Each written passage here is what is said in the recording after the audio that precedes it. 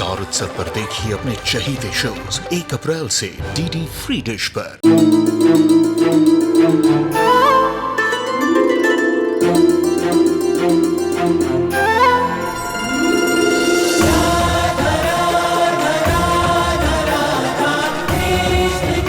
उत्तर प्रदेश की ब्रजभूमि से आरंभ हुई वो प्रेम गाथा जिसने पूरे जग को समझाई प्रेम की परिभाषा।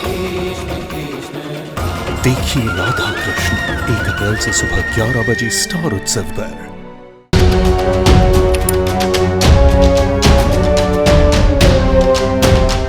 राहुल, राहुल,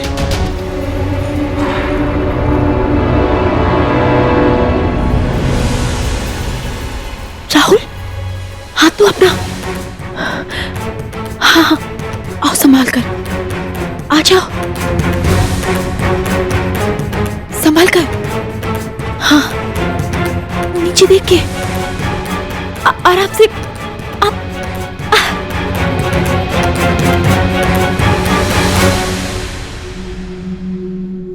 तुम ठीक हो? एक दिन ना तुम अपनी साथ मुझे भी मरवाओगे, सच में। मुझे माफ कर दो। पता चला कि आदिवासी तुम्हारे पापा से मिलने क्यों आए थे? राहुल, सच में मुझे कुछ भी नहीं पता है, पर मैं तुमसे वादा करती हूँ, मुझे कुछ भी मालूम पड़ता है ना तो मैं तुम्हें जरूर बताऊंगी।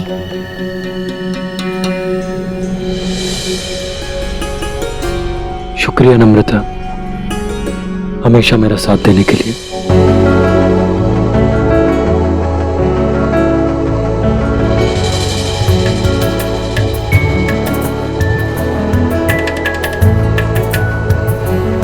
नम्रता, अब हाँ, मैं चलता हूं।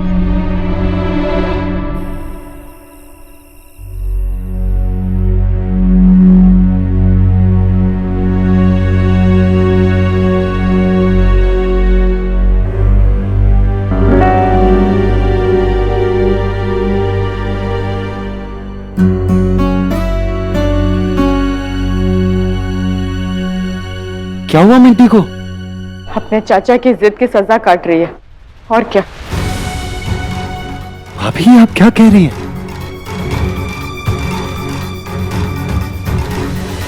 मैं सही कह रही हूँ राहुल, तुम्हें शायद नहीं दिख रहा कि इस गांव और उस मंदिर के परंपराओं के बीच में आने की तुम्हारी ये जो जिद है, इससे हम पे क्या असर पड़ रहा है। इसका मतलब आपका ये मानना है कि मेरे साथ जानने की कोशिशों की सजा भगवान इस बच्चे को दे रहा है? हाँ, मुझे भी यही लगता है कि हमें सजा मिल रही है। पिंटी जब से उस मंदिर से लौटी है, एक भी दिन ऐसा नहीं गया कि उसे बुखार ना आया हो। डॉक्टर्स उसकी बीमारी का इलाज नहीं कर पा रहे। भाभी, आप कहाँ की बात को कहाँ जोड़ रही हैं? आप समझने की कोशिश कीजिए कि तुम्हें है राहुल, तुम्हें सब कुछ तुम्हारे सामने है। तुम खुद उस मंदिर में एक रात रहकर आए हो, फिर भी तुम्हारे पास सिर्फ सवाल है, जवाब नहीं। डॉक्टर्स को मिंटी की बीमारी पता नहीं चल रही है, दवाइयां असर नहीं कर रही है। ये सब काफी नहीं है तुम्हें समझाने के लिए कि प्लीज प्लीज खत्म करो ये सब अब। खत्म कर दो? बिना भैया को इंसाफ दिलाए? भाभी, शायद आप बोल रही हैं कि आप और मैं इस गांव में भाई की मौत का सच जानने के लिए आए थे। सच झूठ से बड़ी मेरी बच्ची की जिंदगी है राहुल।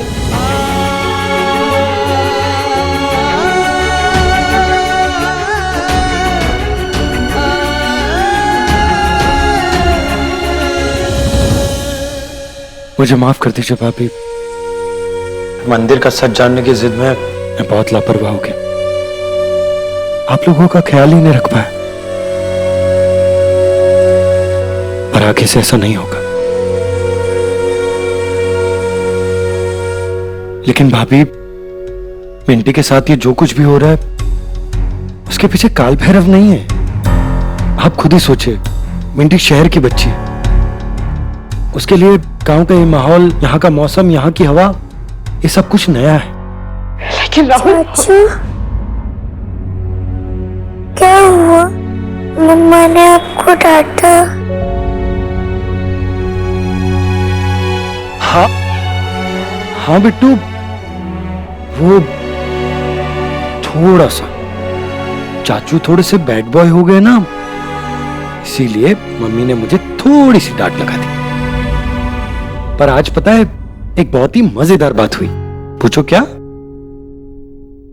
आज मैं एक पेड़ के नीचे खड़ा था और ऊपर एक सुंदर से पक्षी का घोंसला बना हुआ था।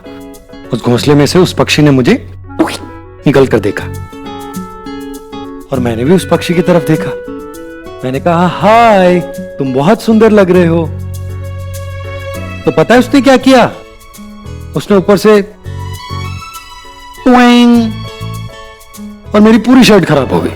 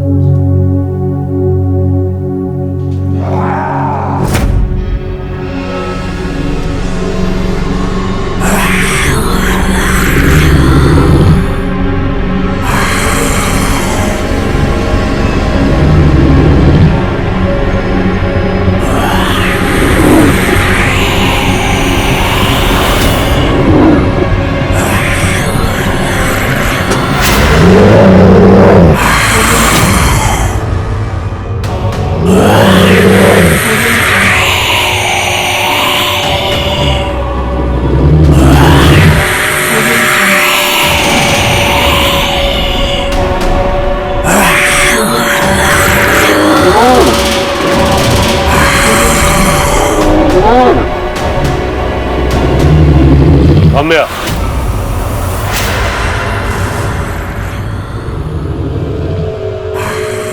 क्या कर रहे हैं?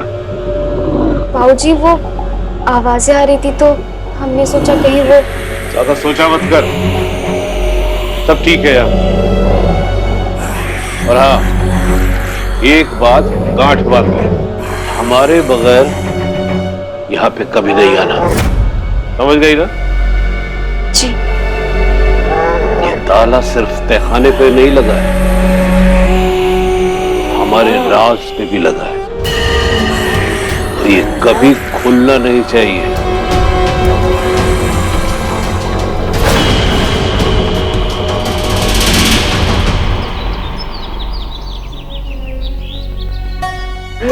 क्या बात है, इस बार बड़ी जोरों की फसल हुई है। हाँ? माई भगवान का आशीर्वाद।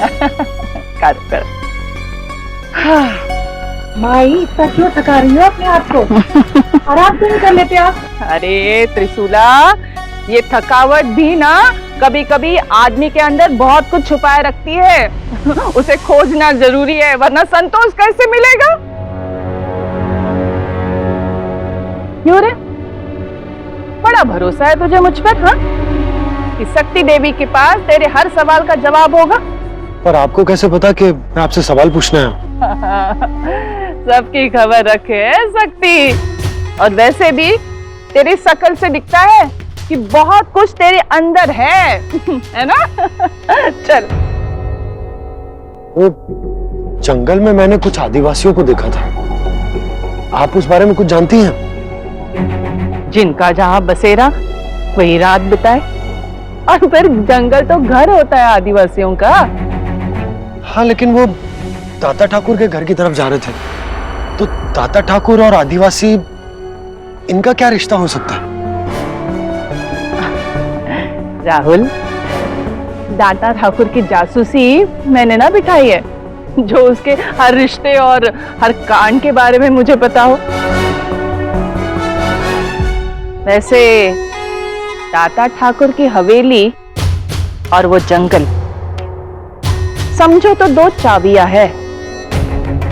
अब किस चाबी से तुम्हारे सवाल का भेद खुलेगा, ये तुम्हें सोचना है।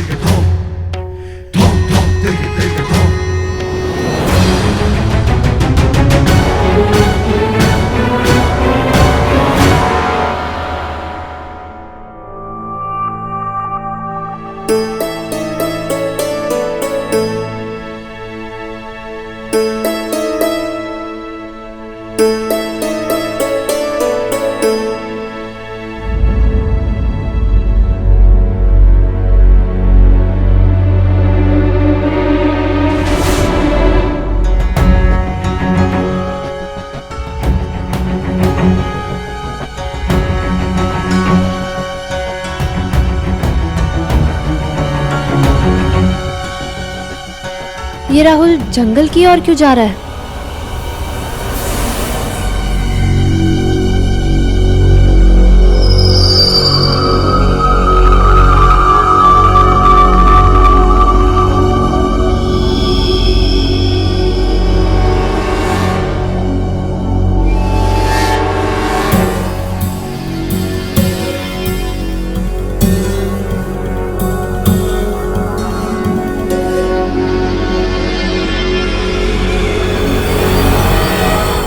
ये तो वही जगह है जहां रात को मैं आया था।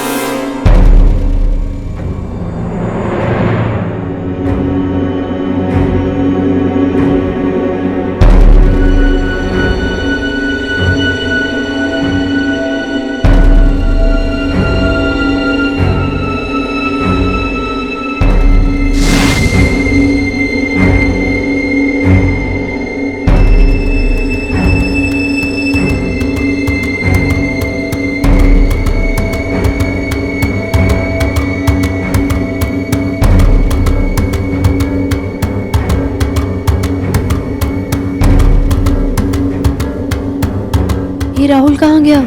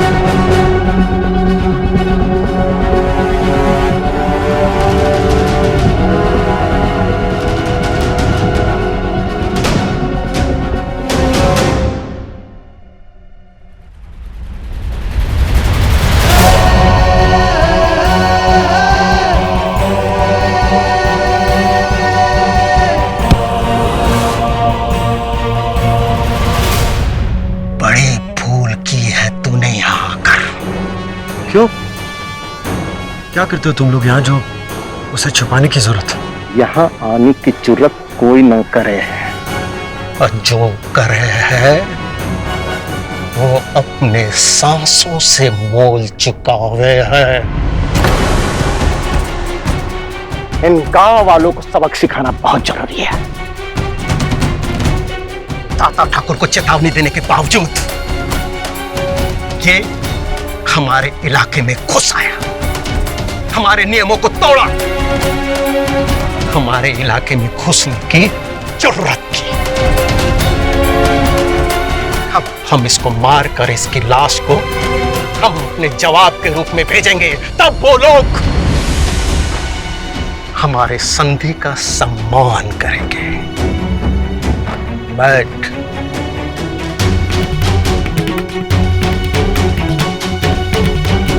बैठ।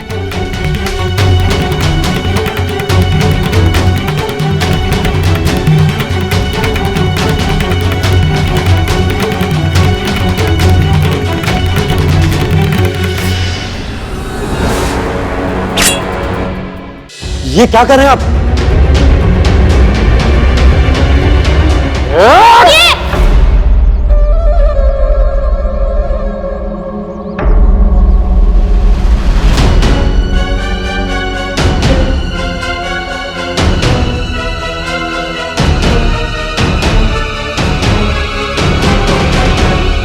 गौरी, पशुनाथ जी, माफ कर दीजिए इसे। दूसरे गांव से है ये, भूल से आपके इलाके में आ गया। हमारे गांव और आपके इलाके के कानून और तौर तरीके से बिल्कुल अनजान है। गौरी, तुम इन्हें कैसे जानती हो? ये इस जंगल के सदियों से वासी और ये कस्बा इनकी हद है। सालों पहले हम गांव वालों और इनके बीच एक समझौता हुआ था, ना ये हमारे गांव की तरफ आएंगे और ना ही हम जंगल में इनकी तरफ। और हर बड़े त्योहार और इनके खास उत्सव में ये मंदिर में चढ़ावा चढ़ाने जरूर आते हैं। और मैं भी शंभू बाबा के लिए जड़ी बूटी और फूल चुनने यहाँ जंगल में आती जाती रहती हूँ, इसीलिए ये लोग मुझे इतनी अच्छी तरह जानते हैं। इससे भूल हो गई है पशुनाथ जी, इसे माफ कर दीजिए। भूल एक बार हो गए है, बार बार नहीं।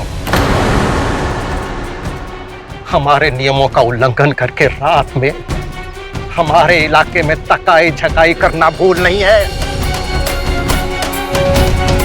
पता नहीं ये किस खोज में यहाँ आकर हमारे नियमों का उल्लंघन करता रहता है। ऐसा क्या है इस जंगल में जो यहाँ आने पर इतनी रोक टोक? क्यों आपने जंगल की सीमा को लक्ष्मण रेखा बना रखा, जिसे कोई पार नहीं कर सकता? क्योंकि हमारा मुखिया हमारे सिर कटे वीर उसको टुकड़े टुकड़े कर डालता है। मुखिया सिर कटा वीर?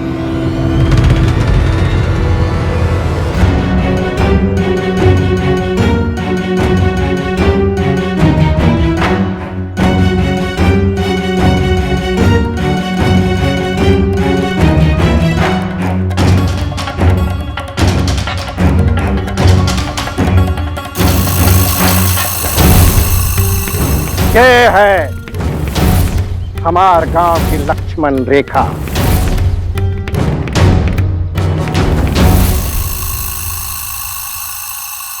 बाहरी दुनिया का कोई भी आदमी जो ही इस लक्ष्मण रेखा पे पांव धरा वो वहीं मरा। और तू चाहे भी तो हमारे वीर, हमारे परम योद्धा तुझे इस लक्ष्मण रेखा के पार जाने नहीं देंगे। कौन है ये वीर? वो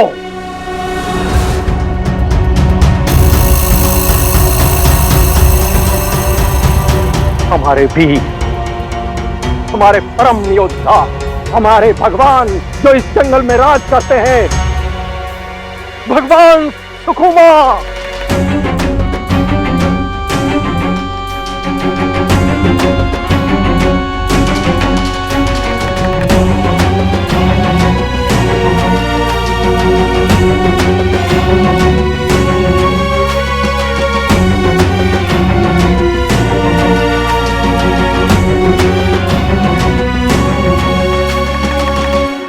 जाना है बाहरी आदमी का रात में इस जंगल में आना सिर्फ हमारे नियमों का उल्लंघन करना नहीं बल्कि हमारे भगवान का अपमान करना भी होता है, समझे?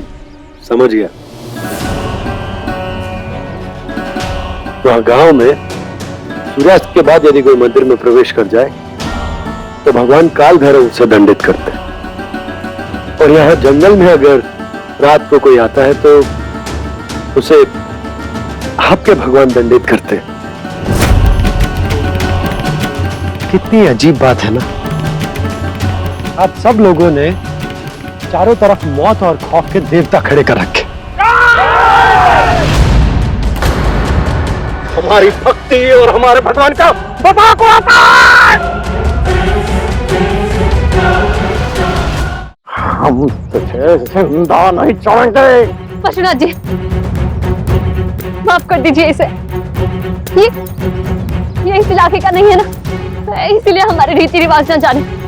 इसे माफ कर दीजिए। मैं आपको वचन देती हूँ, ये दोबारा इस इलाके में नहीं दिखेगा। माफ कर दीजिए।